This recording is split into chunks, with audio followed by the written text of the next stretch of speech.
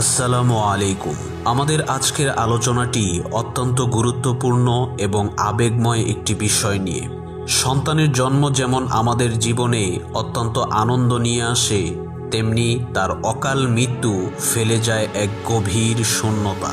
যাদের সন্তান দুনিয়াতে এসে আবার মহান রবের ডাকে সাড়া দিয়ে মা বাবাকে ছেড়ে চলে গিয়েছে, তারাই শুধু অনুভব করতে পারবে যে এটা কতটা কষ্টের এবং কতটা একাকিত্বের।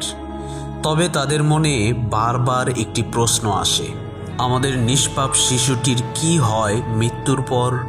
ফেরেশতারা তাদের সাথে কেমন ব্যবহার করেন? তারা কোথায় থাকে এবং কার সাথে থাকে? ইসলামী বিশ্বাস অনুযায়ী শিশুরা হলো আল্লাহর পক্ষ থেকে আসা পবিত্র এক আমানত, আর তাদের মৃত্যুতে রয়েছে মা বাবার জন্য এক বিশাল প্রতিদান ও সুসংবাদ। আজকের এই ভিডিওতে আমরা কোরআন ও হাদিসের আলোকে এই প্রশ্নের উত্তরগুলো জানার চেষ্টা করব ইনশাআল্লাহ, যা শোকাহত হৃদয়ে শান্তি এবং ভরসা যোগাবে। তাই আপনি যদি আমাদের ভিডিওটি শুরু করে থাকেন, অবশ্যই শেষ পর্যন্ত দেখে যাবেন। ইসলামী আকীদা অনুযায়ী প্রতিটি মানুষের মৃত্যুর সাথে সাথে ফেরেশতাদের কিছু কাজ শুরু হয়। শিশুরা যেহেতু বাল্যকালে মারা যায়, তাই তাদের সাথে এই প্রক্রিয়াটি প্রাপ্তবয়স্কদের চেয়ে কিছুটা ভিন্ন রকমের হয়ে থাকে।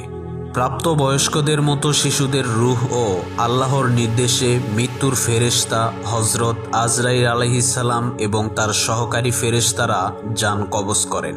কিন্তু শিশুরা যেহেতু নিষ্পাপ, তাই তাদের মৃত্যুর সময় কোনো রকম কষ্ট হয় না, কারণ তারা সবাই জান্নাতি শিশু। পৃথিবীর সকল আলেম ও তাফসীরকারকগণ এমনটাই বলেন। এখন প্রশ্ন হলো, কেন তারা জান্নাতি? শরীয়তের বিধান অনুযায়ী প্রাপ্তবয়স্ক হওয়ার আগে শিশুদের ওপর কোনো আমল বা ইবাদতের বাধ্যবাধকতা নেই।